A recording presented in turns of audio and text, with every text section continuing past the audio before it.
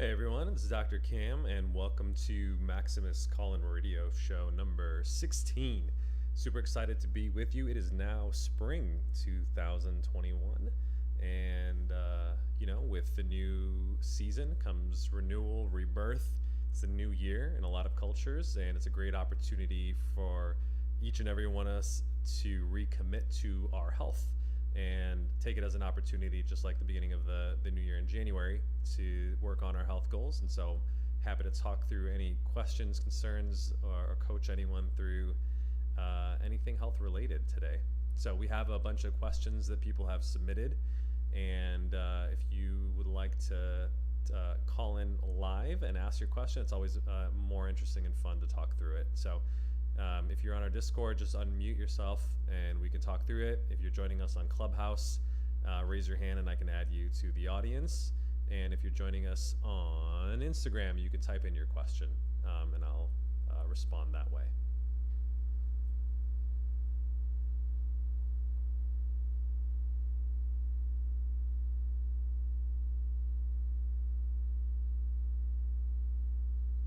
All right, do you want to go with the pre-submitted questions? Sure. So we have a follow-up from last week on Mm-hmm. that one? Sure. Okay. Yeah, so we have a follow-up from last week from Diego from Discord. It's actually about the PFAS chemicals that you're talking about, the endocrine disrupting chemicals. Do you have any advice or recommendation for cookware? I heard some types of metal also accumulate in the body and are toxic as well. Yeah, it's a great question. So last week we were talking about PFASs, or these endocrine disrupting chemicals that are commonly found in all kinds of products, including cosmetics, cookware, clothing, carpeting, etc.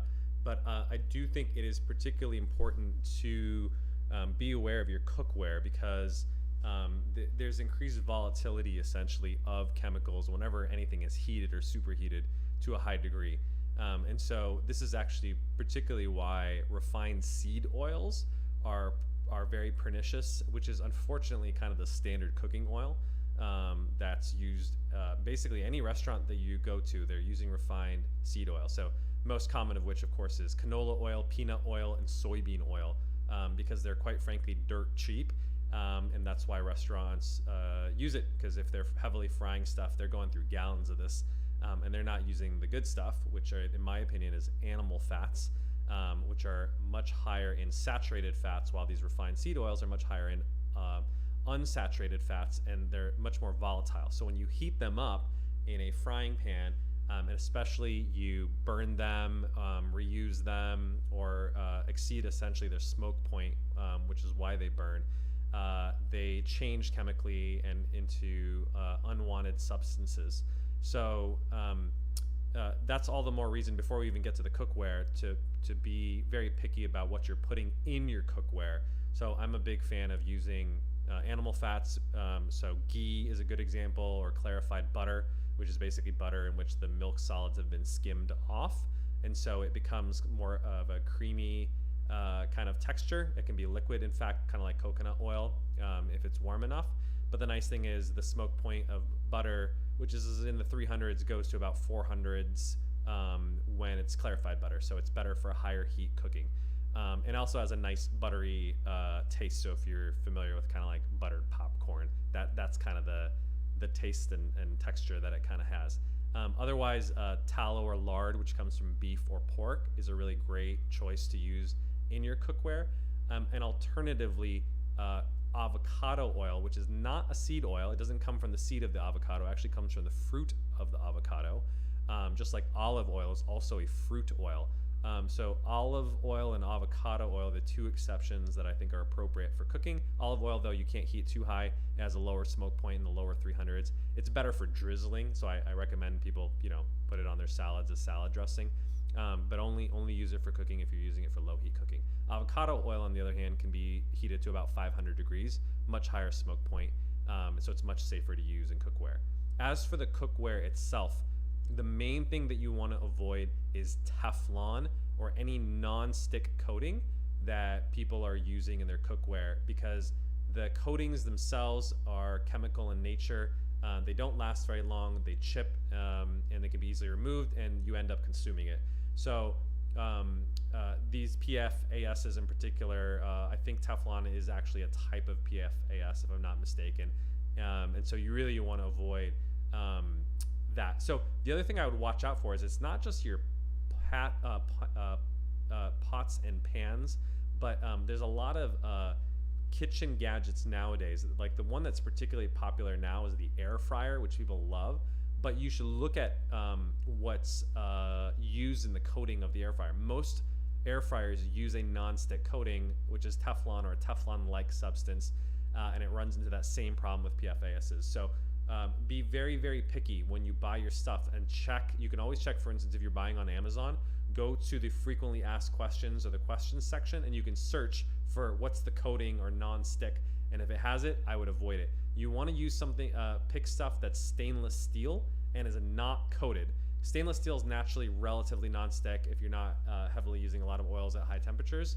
And so it's a much better choice. Another example are like milk frothers are very popular for people who are making coffee on a regular basis. I just bought one. I just made sure it's stainless steel non-stick. So that's what you want to buy. There are some newer coatings which are ceramic. So ceramic cookware can be good. The only thing you have to make sure is it's like a high quality brand, it's legitimate ceramic, and again, it doesn't sort of chip. The ideal is something that's not just a ceramic coated, but it's made, it's bonded, or it's like ceramic itself. Those are kind of better, but they're more expensive. Otherwise, the cookware that I generally recommend if you're talking about a pan is to just use cast iron. Cast iron is great because it's literally exactly what it's made. It sounds like it's iron. Some of the iron does rub off into your food, but iron is a nutrient essentially. Guys want to be careful about consuming too much iron. Women actually can benefit more because they lose it obviously through their menstruation on a regular basis. But iron is generally not toxic in the doses that you're getting through pans. And as long as you care for it and season it, you're not getting extra chemicals. So ironically, cast iron cookware has been used by your parents and grandparents and many generations back, and is still probably the best choice for most people. If you do care about the weight, they are very heavy, and so sometimes they can be unwieldy, particularly if you have other people in your family that are using it. Well, I would say as a guy, it's good exercise for your hands and wrists. So use cast iron and consider it exercise when you cook. But there are thinner varieties that they sell. They're definitely like 10x the cost, but they're a little lighter and just sanded a little bit more fine and easier to be non-stick. So there is essentially high-end cast iron cookware as well, if you want to go there. But quite honestly, like Lodge, which is an American brand, I think you can find it on Amazon and basically anywhere that sells home goods. You can get a solid cast iron pan for $10 to $20, and it'll literally last you a lifetime if you take care of it. So big fan of cast iron. I think it's what most people should use. Otherwise, try to use ceramic, like La Crusette is a good brand that's in the ceramic space, or use just plain stainless steel that doesn't have a non-stick coating. All of those are good choices, because whether it's steel, it's iron, or ceramic, it is what it is. There's no special coatings that are on it, and there's not as much concern about the toxicity. So I think it's a great question, especially if it's going to be something that you're going to be using to cook and eat out of on a regular basis. It's worth investing the money in buying quality stuff that's not going to, add to any unnecessary toxic load over time.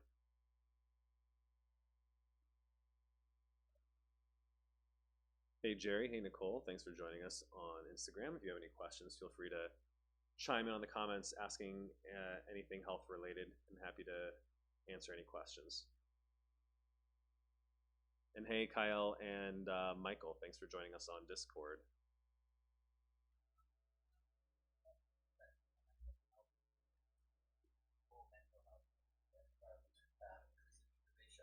Yep. So I guess the reason for asking the question is looking back at my younger self, going back 10 years ago, I felt that I had a lot more motivation. I don't know whether that correlates to just being younger and more naive and Mm-hmm. afraid of, not afraid of taking risks and that kind of thing, or if it was because I was more insecure around Mm-hmm. financially. Mm-hmm.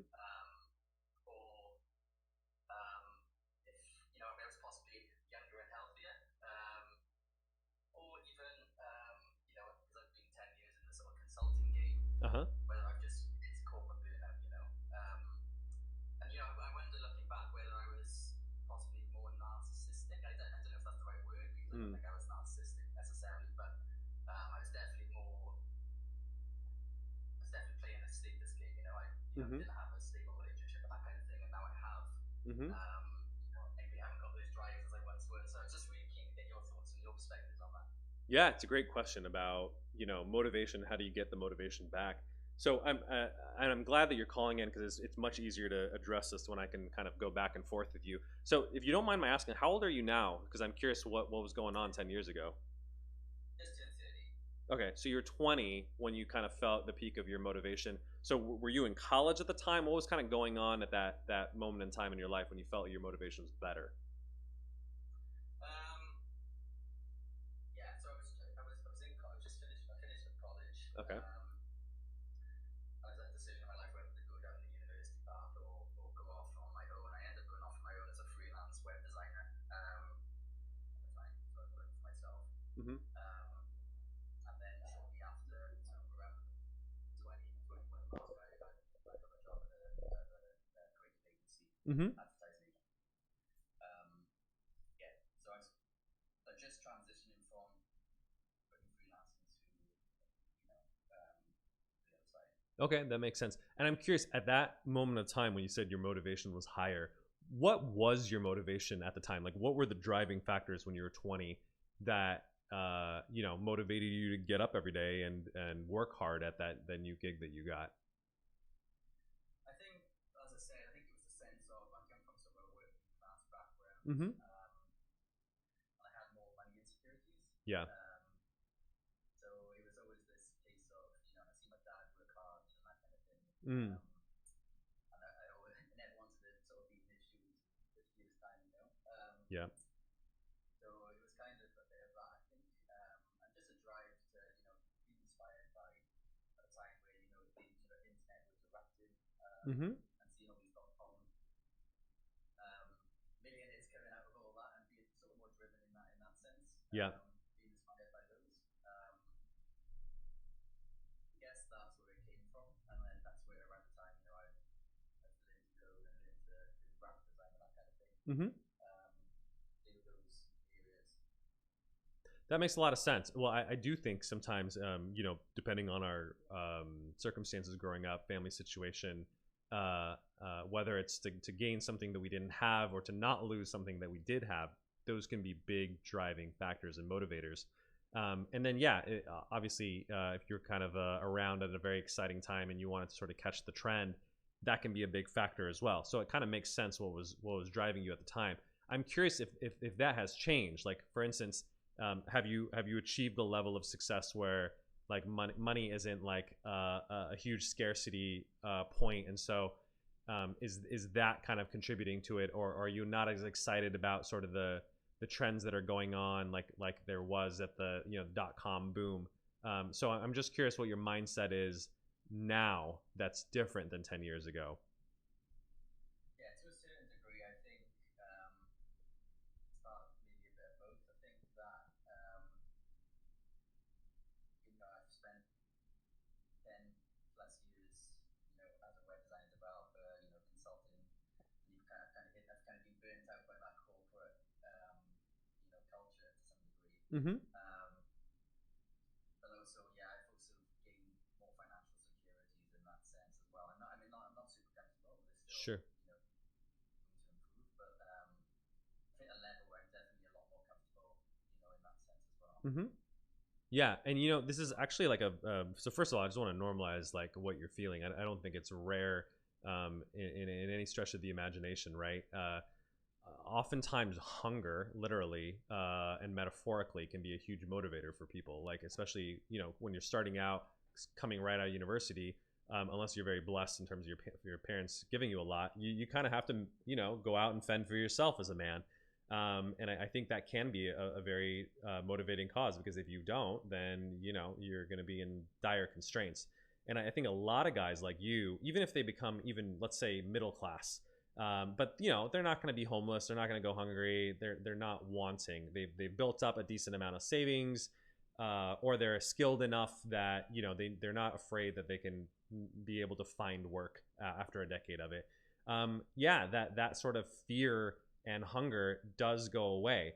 And that can be a little bit demotivating in the sense that, quite frankly, you become comfortable, right? This is the classic, Survivor song and Eye of the Tiger. He says, so many times it happens so fast. You trade your passion for glory, and the hunger that kind of what originally motivates people, especially to pursue sort of athletic or professional greatness, disappears when people become more and more successful. So that's the bad news, and it's kind of hard, quite frankly, to get that back, because unless you go back to dire straits, which I wouldn't really wish or recommend upon anyone, you're not going to go back to being 20 and being as hungry in the same way.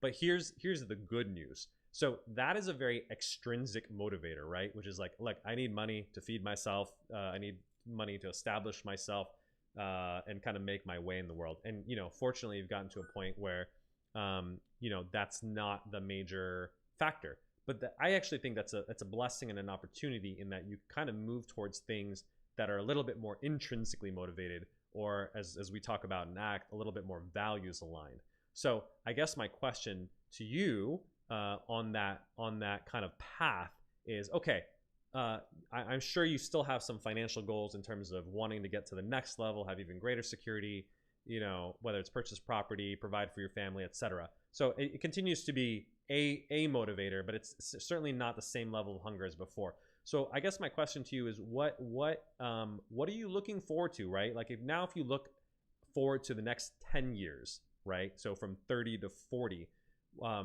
what do you want in your life? Like, you could almost envision it, and look at yourself in 40 and almost imagine that we're having the same conversation a decade from now. And you almost calling back, and you're very proud, and you're like, hey, Dr. Cam, remember that conversation that we had a decade ago? Here's all the things that I've done since. Here's the person that I am and I've developed and grown into. What kind of person would you be at 40, and what would you have in your life? Yeah, it's the question I keep asking myself as well. Mm-hmm. It's a hard one, but I think ultimately things I've learned is that definitely would like to be in a leadership position in Mm-hmm. terms of leading and helping people, and being more aligned in that sense. And then also obviously is the financial aspect, and making Mm-hmm. sure that you're comfy there, you can provide for your family, etc. Yeah. You potentially got kids by then, Right. and that kind of thing. And So you probably you be around, mentioned yeah. you're in a relationship now as well, which is different. Yeah, so I've been in a stable relationship for the last 5 years. So yeah, that's part of it. And I think there's always this sort of nagging feeling that it's a short life and you want to make an impression here, Mm-hmm. here, right? So there's always that sort of driving away in the background, in that sense of want to leave a mark while you're here. Mm-hmm. So whether that's in the form of writing a book, or starting a company, or doing something like you're doing, Mm-hmm. something along those lines. Yeah. What kind of mark would you want to leave? Because I like where you're going with that, right? But how? Maybe try to get a little bit more concrete with me. Like, how, if I asked your friends or your colleagues 10 years from now, and we were almost like, imagine we're at like a celebratory banquet or an awards banquet, and they were getting up and talking about you, what would they ideally say? It's a good question.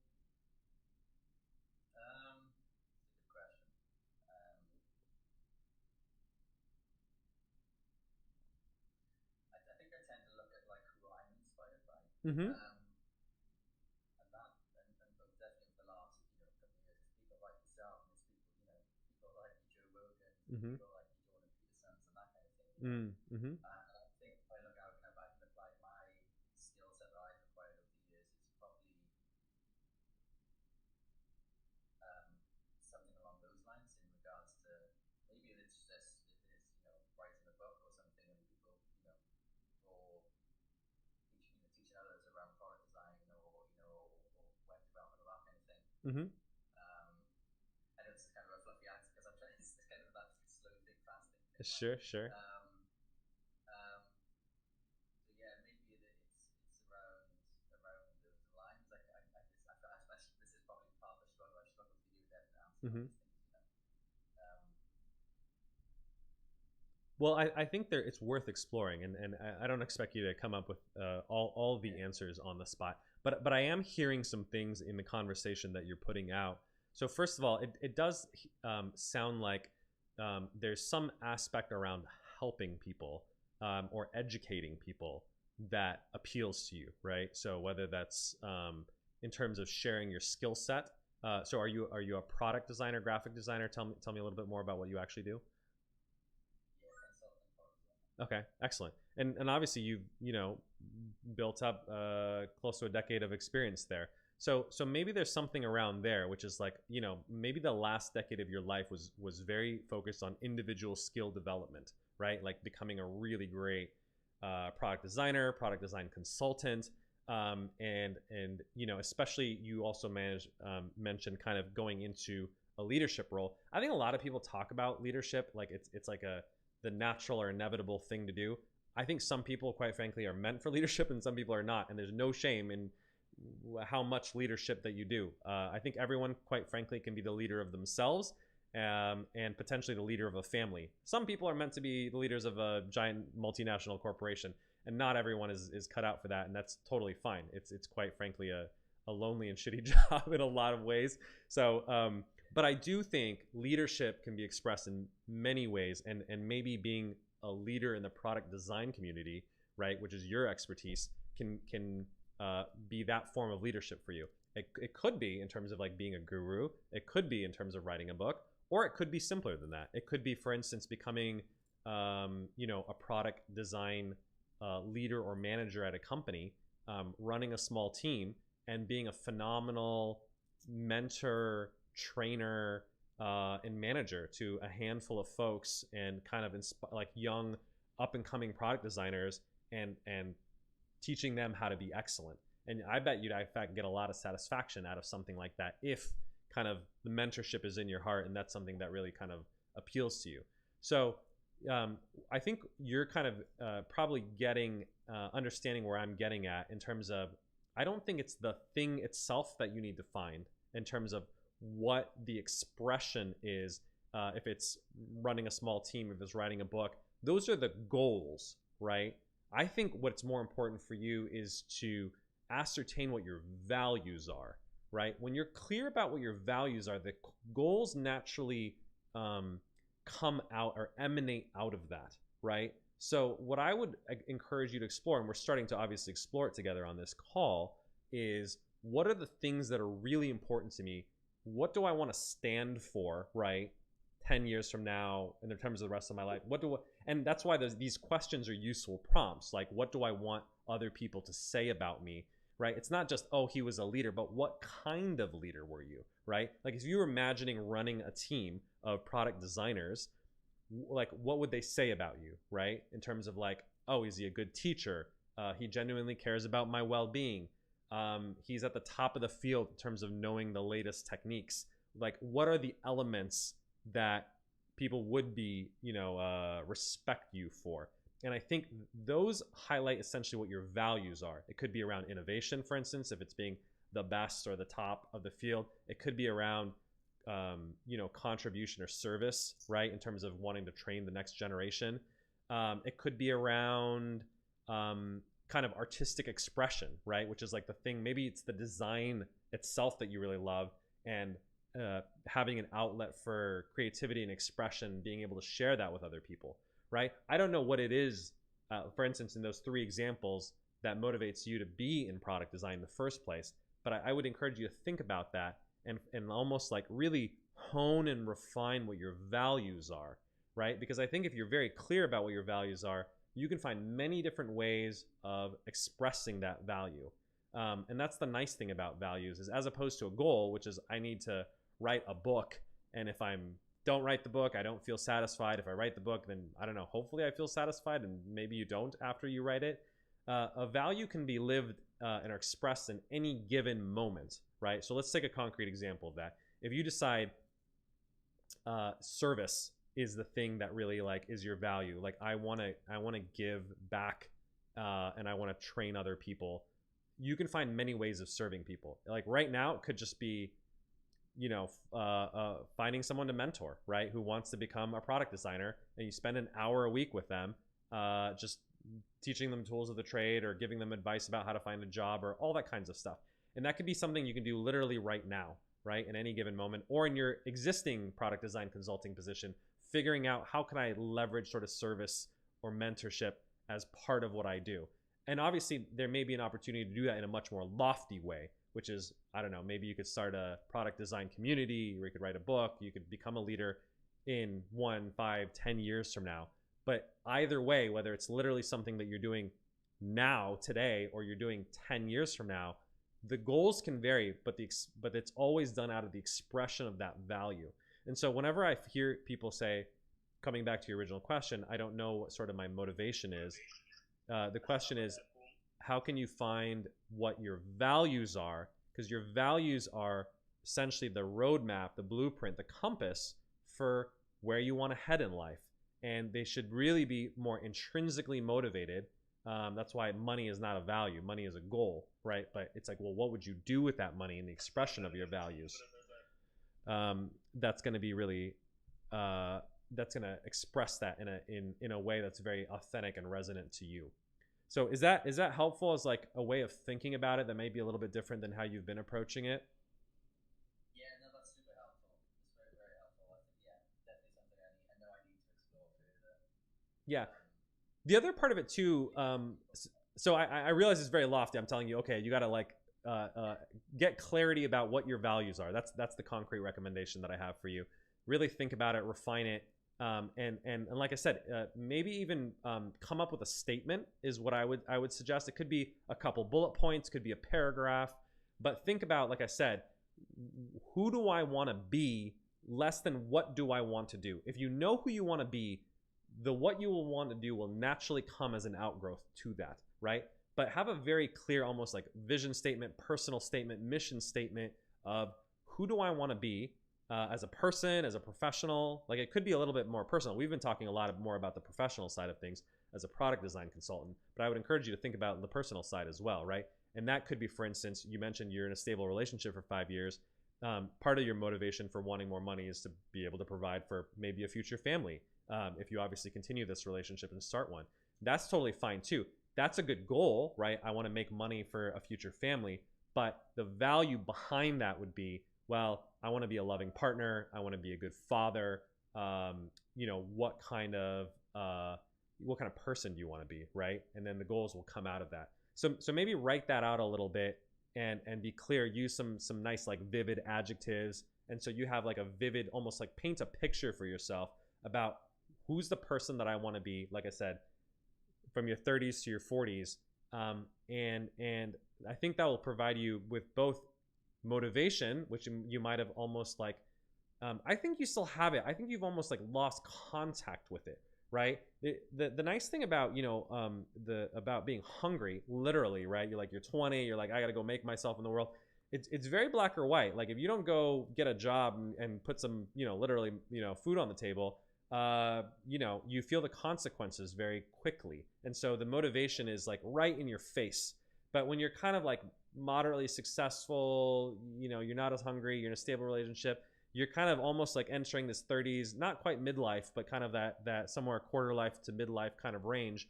And the consequences of not being motivated are not as dire, quite frankly, right? And so that's why I think you got to shift to this more intrinsic values-oriented motivation that is a little bit, like I said, you're not going to starve whether you do it or not, but I actually think it's much stronger than these kind of extrinsic motivators about whether you're going to make money or not be able to feed yourself. Because if you the people that I know, quite frankly, that are the most motivated, they're people who often have made their money, right? They've almost taken the extrinsic out of the table. They've achieved all the success that they want, but they're still kind of young. They're not at retirement age, and they're like, what the hell do I do for the next 30 years, right? And it's like, money doesn't have to be it. So what do I do? That's when they become very intrinsically motivated, and they're like, what is my contribution to, whether it's my family, my society, my community, my professional community, whatever it is.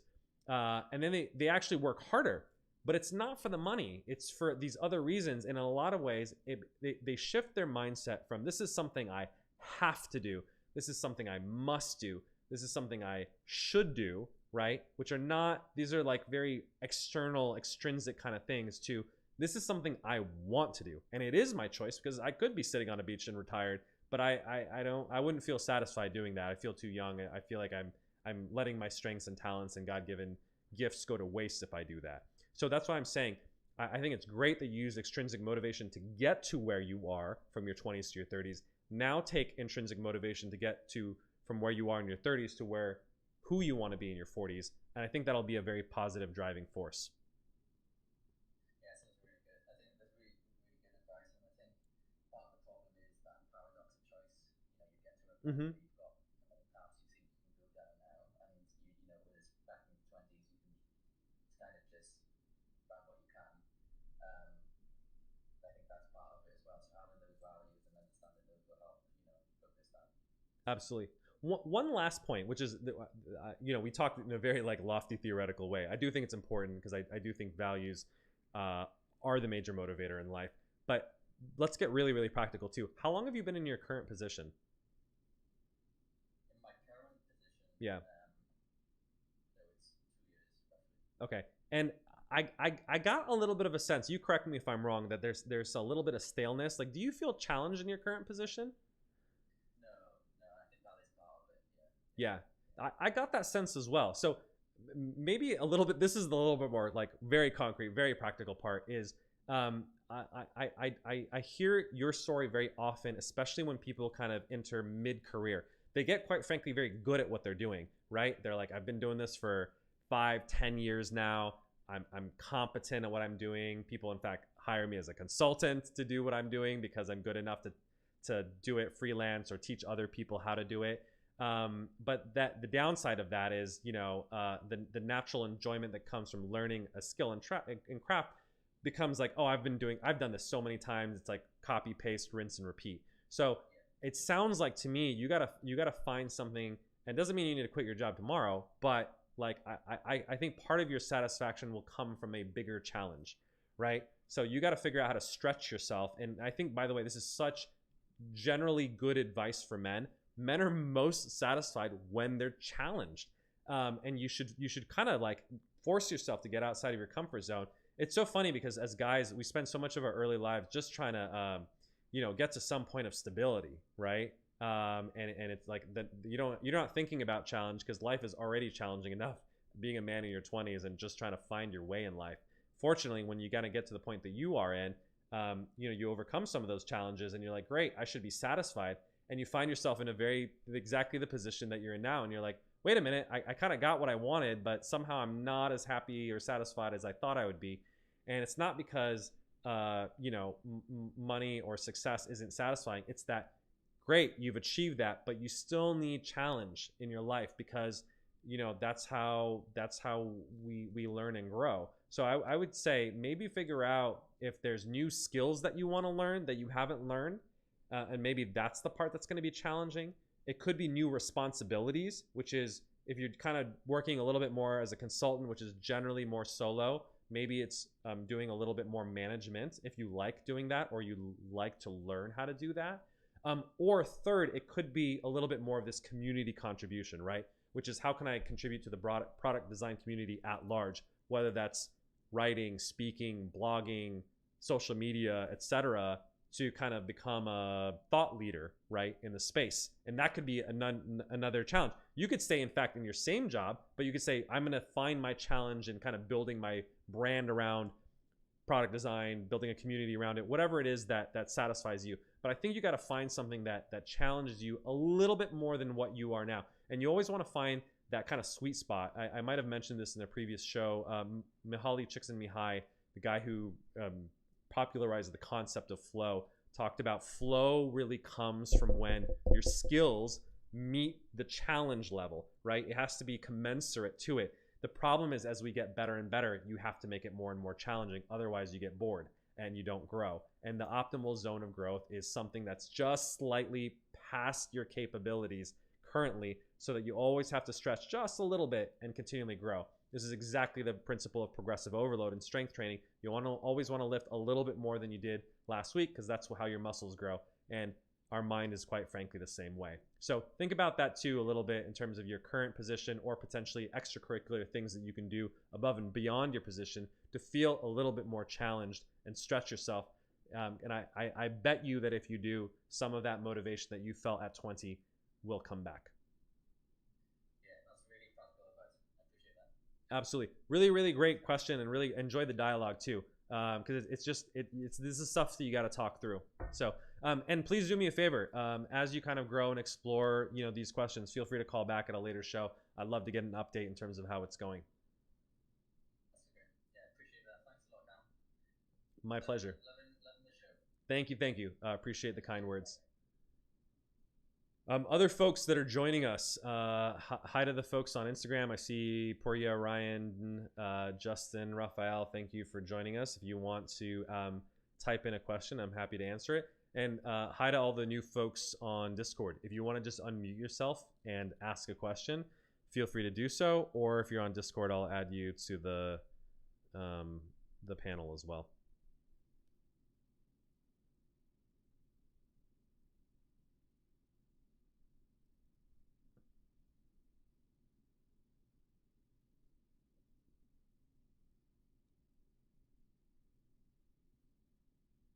If not, we'll default to submitted questions. So.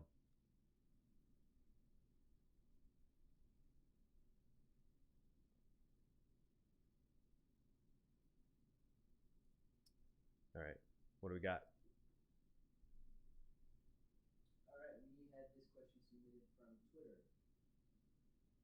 Hi, my almost 14-year-old stepson, who is very mildly overweight, recently has taken a serious interest in his own fitness and physique. I've gotten him in the weight room, drilling him on proper form with all the essential lifts, taking care to not let him go heavy and avoid excess forced reps.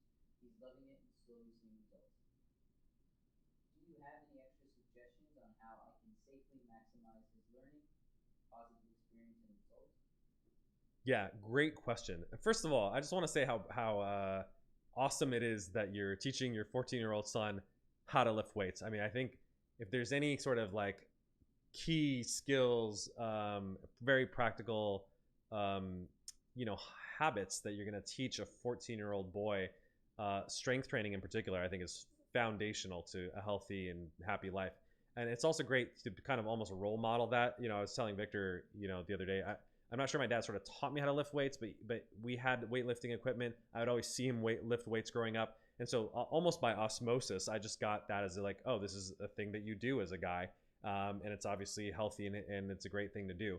So I think you're doing all the right things from a physiological point of view. So first of all, just to dispel some common myths about weightlifting, there's a very common concern that people have that if they get adolescents or children to lift weights or do strength training, it's going to stunt their growth. There's no good research that at least I'm aware of that shows that weightlifting stunts growth. I think it's just like this notion that if you're like kind of compact and you build muscles, you almost look like you have small stature. And maybe it's because of gymnastics and other things that quite frankly self-select for small people because they just do better when you're petite. It doesn't shrink you or inhibit your growth as long as you're doing it in like reasonable amounts. So I don't think you need to worry about that. So first of all, that's the first thing I would say is don't necessarily hold back because you think it's going to stunt their growth in terms of going heavy. Now, obviously, I do think it's generally helpful to kind of keep it at a little bit more of a moderate weight, just because I actually think it's true for adults as well. Like powerlifting is not a great sport for injury prevention. If you're always trying to max out on your PRs, muscles, tendons, and joints are in a more vulnerable position. So I think that's just a general useful principle for everyone. So I think that's first and foremost. Second of all, 14 is actually like he's not a kid anymore, right? 14, you're a freshman in high school. A lot of people at 14 are competing in organized competitive sports, particularly if they're on a high level. And don't forget, there's a lot of like 14 to 16-year-olds who are Olympians who, quite frankly, perform at very, very high levels. So I think in a lot of ways, we almost hold back too much from kids in that they can actually handle, if they can handle the psychological part of it, physically, they can actually do a lot. And so I don't think we necessarily need to hold back a lot as long as you're doing it safely. But it sounds like, you're talking about teaching him good form, keeping the weight reasonable. And he sounds like he's loving it, which I really appreciate that you mentioned that as well. So, I don't think you necessarily need to hold back. And a lot of people, especially 14 to 18, they enter strength training programs, usually through high school football, and they can make a lot of great progress there. So, I would say, yeah, don't necessarily unnecessarily hold back. Just be kind of aware, obviously, of like, any just sort of like injury, overtraining, all that good stuff, and he may be good to go. So, what I would say, my biggest piece of advice on this, beyond the sort of the physical or physiological side, is really addressing the psychological aspect of it, because it's underappreciated and talked about less. In that, there's a very delicate balance in that. I think fathers in particular need to push boys and sons. There's a great Steve Harvey clip, by the way, about this. This mom was asking Steve Harvey a question about her husband or the dad being a little too much of a disciplinarian, and she was asking Steve for advice, and Steve was like, no, like, look, you know what happens to undisciplined boys? They become undisciplined men, and undisciplined men end up either in a grave, in a hospital, or in jail.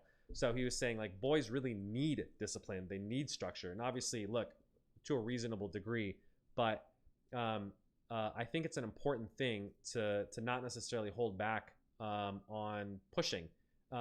Now, the thing that you need to calibrate on the psychological side is their response to your pushing, right? Now, some kids, whether it's just intrinsic or maybe they like the thing, they will resent it, right? Like, there's so many stories of people who their kids, their parents made them learn music or instruments, and they just hated it, right? And they'd go to all the rehearsals and they'd do it because they were kind of forced to, but it didn't obviously stick to them long term. As soon as they didn't have to do it, they didn't do it, and it didn't become a lifelong habit. So if you're pushing them so hard that they're starting to psychologically resent it, they see it as a chore, they see it as sort of a burden, that's where I think you want to kind of pull back a little bit, roll with the resistance, and be very mindful. On the other hand, sometimes you get kids that are super motivated and they're like, I want to, there's so many stories of, especially like the people who become professional athletes, they know they want to be an NBA player at like 11, 12. They've known from a very long time. And so those parents obviously very much encourage them. And so that's what I would say, is almost use their enthusiasm, their passion as the calibration for how much you want to push. I think there is a reasonable baseline level. Like, yes, you probably want to get them to go lift weights, thank you, on a regular basis. And maybe that's 1, 2, 3 times a week at most, to a moderate degree of exertion if it's not really their thing.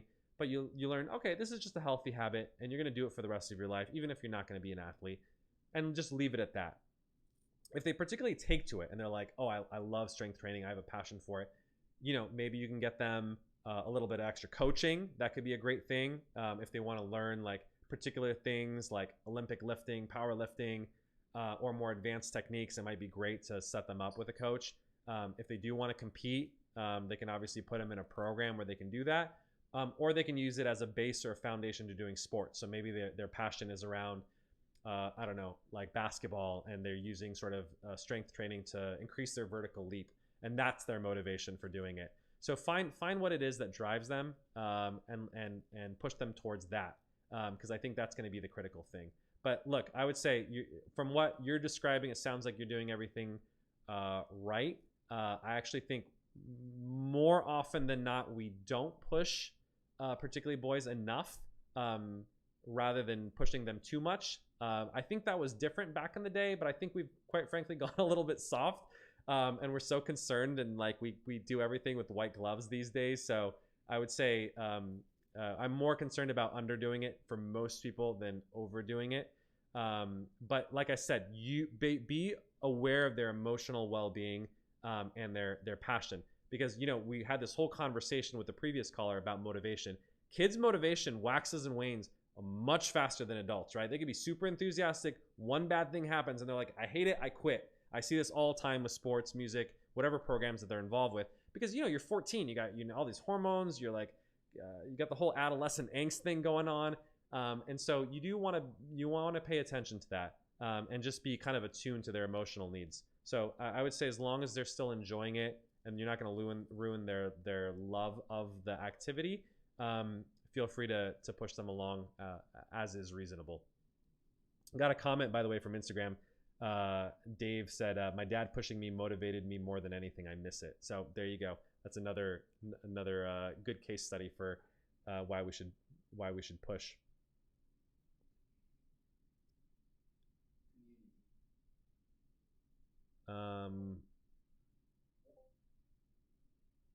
Hey there.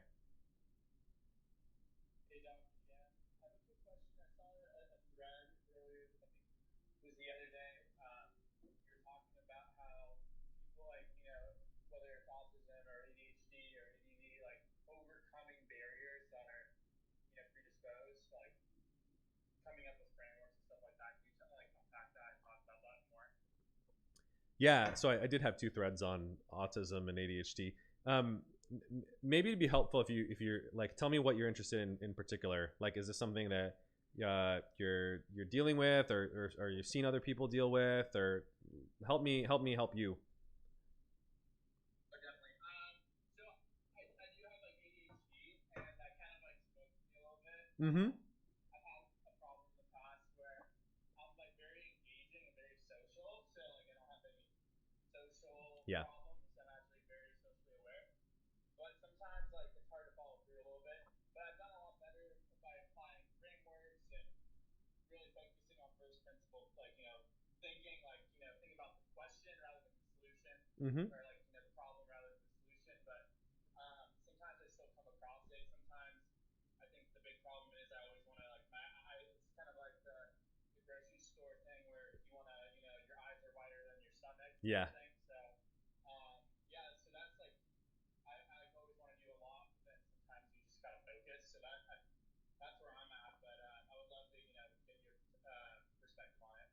Yeah, so it's a great question. And just for people who didn't see the Twitter threads, just to give a little background, I was saying, the biggest challenge with people in the autism spectrum, by the way, both of these things are spectrums, as are all psychological conditions. And that I think it's important not to pathologize too much, in the sense that like we're probably all of us somewhere on all of these spectrums, whether it's autism, ADHD, depression, anxiety, uh, or, or especially if you talk about sort of inattentiveness instead of ADHD, or you talk about sort of an empathic impairment versus autism. Um, if you're using those words, we're definitely all of us somewhere on the spectrum. And I almost feel like everyone looks ADHD these days, given how much social media and internet use everyone's overusing, that have made everyone, quite frankly, inattentive and hard to focus. So you're certainly not alone. I think the difference, though, is that in autism or an empathic deficit, there is sort of a social impairment. In ADHD, as I was saying, there isn't that much of that social impairment. In fact, a lot of times, like people I was saying with ADHD are very fun. They're very exciting to date. They're very enthusiastic, very open to new experiences. But when you kind of enter a long-term relationship with folks who are ADHD, it can be very challenging because they're not typically very conscientious. They don't follow through, as you were kind of talking about. And a lot of things get misinterpreted. Like if they fail to remember birthdays and anniversaries and things like that, they're like, oh, well, you don't really love me. And it's like, no, I just literally forgot. It's not from a lack of caring. It's a lack of, just working memory, quite frankly. But I think honestly, so that's what I would say in the context of relationship. There's actually some really great books on ADHD in relationships, and if you're in a relationship, I actually like, especially a long-term stable relationship, I actually think it's really useful to talk to your partner and educate them a little bit about it, because I do think they really people, if they don't understand ADHD, will take things personally, and they take your lack of follow through as a sign or a meaning of a lack of interest in them, a lack of commitment to the relationship, or I don't know, you're not going to be a good partner, or a good parent someday. And so just whether you verbally kind of talk through it or share a book with them, I actually think it's very helpful. And I've had clients do this. Their partners, once they kind of understand, they're like, oh, you always do that. And I never understood why. And, when they understand that it's a little bit more driven by a condition, or at least a tendency, maybe that's a better way of kind of putting it, that's non-pathologizing. I think it makes your partner a lot more empathic and understanding. So I think just communicating that, I think can be helpful. I know sometimes it can be tough to talk to people about that, particularly, unfortunately, I don't know, there's always stigma around ADHD or any sort of condition. So whether you use that term or you can say, or whatever, I have a predisposition to be just very inattentive. You can communicate it how you want, but I do think it's helpful to sort of communicate these things and kind of work them out. That's the biggest thing I would say is in the context of relationships, it's really important for your partner to understand where you're coming from, your strengths and weaknesses, like be able to talk through those things. It doesn't mean that people with ADHD can't have successful relationships. There's tons of people who have great long-term partnerships, but they does have to be managed a little bit differently because conscientiousness is a very important factor, not just for professional success, but for relationship success. And that is an impairment, quite frankly, in ADHD. And so there has to be frameworks, as you said, or kind of behavioral strategies in order to compensate for it, right? So I'm curious, since you asked the question, what frameworks have you found helpful for you so far? And what's the area that you think is most lacking or you need the most help with?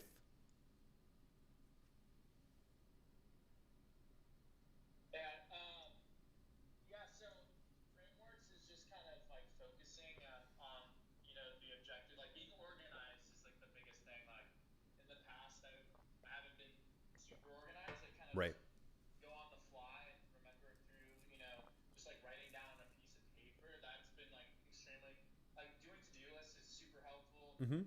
Having a schedule, like all that is super important. And I do that through like Rome, and Rome Research is a great platform. Right.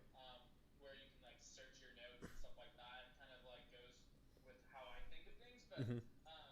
like the problem in the past is just kind of like, filling up your to-do list with so many things that you can't get it done. And focusing on saying no. I think my problem is just like you get so excited about things that Right. you want to take on the world, but in reality it's like okay to say no, but it's really hard. And then sometimes figuring out the problem, like what is the most important problem, right? Mm-hmm. And kind of figuring that out and then tackling it. Sometimes I just want, just get to the solution right away. I've learned through like, friends and family and colleagues, like they've helped me through that. Mm-hmm. And just being aware of like, I need to like break the problem down, and that helps with the ADHD. I think breaking down problems, but I would love to hear other people too, like and get their perspectives as well, because I'm always trying to learn. Yeah, it's a great point. And I'm glad you share that, by the way, in terms of writing helping you, prioritization helping you. So I always like to take what has worked with people because I think generally what works in the past is more likely to work in the future. And it's a good indication of something that you can kind of tailor or personalize to you. So now that you've talked about it, what I would actually suggest is if you haven't already read this article that I wrote called The Keystone Habit, I highly recommend it. I'll actually post it in the Discord afterwards. Basically, with every single one of my clients that are on the ADHD or inattentiveness spectrum, I have them read it and I have them implement it. For the folks that are naturally conscientious, they don't need to do it because they basically do kind of a version of it anyway, or they have, quite frankly, such a good working memory that they don't need to. But I would say for the majority of people, myself included, I find it tremendously helpful. And if you are a person, and the reason I specifically recommend it for you is because you mentioned that writing has been helpful. So the reason I think it will be especially helpful is it's a little quick 4-minute exercise, which is just at the beginning of the day, you sit down for 4 minutes and you write about what am I going to do for the next 4 hours, right? Just for the next 4 hours. So basically it's like, what am I going to do this morning? And then so you do this at, let's say 8 in the morning, right? Spend 4 minutes about what am I going to do from 8 a.m. to noon. And then at noon, you do another one and you just go back for the first 2 minutes and you say, did I accomplish what I said I was going to do? If not, what distracted me? Maybe I got shiny object syndrome, to your point. I got excited about something and then I got distracted, which is, understandable. How do I prevent that from happening again, right? Okay, it's like, well, maybe me sitting at home is not a great idea. Maybe I should go work at Starbucks just to get a different change of scenery. I'm not going to repeat the same thing and bash my head against the wall if it's not working for me. Now, from 12 to 4 this afternoon, what am I going to do for the next 4 hours? I'm going to go sit in Starbucks. I'm going to try again. And then as part of that, you prioritize too, which is like, okay, I got 4 hours. What's the best use of my time? let me come up with 1 to 3 things for me to do this afternoon. And then you do this one final time in the evening. Okay, now it's 4 o'clock. Did I do what I said I was going to do? And what am I going to do for the rest of the evening? So you do this 3 times a day, morning, afternoon, evening. And then you do a summary one at the end of the day where you go back and read the 3 that you wrote earlier and reflect on how was your day and what am I going to do differently tomorrow. So in total, it takes 27 minutes. If you do 4, 4, 4, and 15, 12 plus 15, 27 minutes. Is phenomenal though in terms of the ROI that you get from spending 4 minutes at a time, 27 minutes a day, in terms of organizing your life. Because the reason it's really helpful is, particularly with folks with ADHD, is it helps you get back on track faster. It's so easy when you're inattentive and and this is the thing with ADHD. If you think about the underlying basis for ADHD is you're kind of understimulated on a neurological level. And so you're driven to distraction, which is a great book, by the way, on ADHD, because you're almost trying to achieve this optimal level of arousal. And that's why people with ADHD can't stand doing boring tasks, because they're already low in arousal. They're under aroused. And so they're almost chasing the thing that will give them the arousal that they need. That's why people with ADHD have no problem paying attention with things that they are passionate about. Playing video games, watching movies, things that are very engaging, they can totally focus. It's not an impairment of focus. It's an impairment of focus on things that are uninteresting, right? That's the genesis of ADHD. And so the solution to that is maybe people with ADHD probably would benefit from doing things they're a little bit more passionate about, more than other people, but not totally. The other part of it is structure though. And the Keystone Habit just notices that instead of wasting a whole day, I got totally thrown off by procrastination, internet, etc., or chasing this shiny new object or project. Okay, great. I wasted 4 hours or 1 hour, and I'm going to get back on track faster because I basically have these check-in points, right? Where if you think about it, ADHD, it's in some ways it's easier to hyper-focus than with other folks. So you almost have the blinders on, and you're kind of like deeply immersed in whatever it is that your attention's placed on. And you're not sitting there thinking, is this the right thing for me to focus on? So by stepping back for 4 minutes a couple times throughout the day, you step back and say, am I focusing on the right thing? Is this really the highest priority? Is this helpful? Am I heading to where I need to be heading? It'll help you get back on track faster and also correct the things that are not working for you. So the other thing I would say too about ADHD is, look, all these internal things, all these behavioral mechanisms, they are really critical. Look, you're ultimately responsible for your own life. But the other thing that's going to really help you is finding the right environment. So I gave you a micro example of that, which is maybe for someone who's ADHD, working at home alone is not a great idea by yourself all day. Generally, it's not for most people, especially with folks with ADHD. You might need to be in a busy coffee house and be around other people. It's probably better for you to work in an office setting, quite frankly, if you have ADHD. So you got to learn those lessons and also find what's the type of job that's really good for you. Like people with ADHD thrive more in startups because it's chaotic and they like the crazy randomness and the energy. They get bored much easier at bigger companies. And so the part of the solution is self-management, like I've been talking about with the Keystone Habit. Part of it is you got to kind of find the environment that, quite frankly, is suited for you and you're more likely to thrive in, because there's just kind of like a fit kind of thing that you have to figure out that's better for you. That's why a lot of people with ADHD become founders, right? They're quite frankly unemployable elsewhere. The challenge, though, is the same thing with the relationship. As the company scales and they need to be really organized, they have a terrible time with that. And so they need to really bring in other people who are much more organized, conscientious, operational to help them execute on the vision, because they can't sort of do it themselves. So that's why fixing your environment will be just as important as fixing your habits and the behavioral. And you need to do both of those together. Thank you so much. You're dropping gems. So I can't wait until you guys post this on YouTube. Thank you.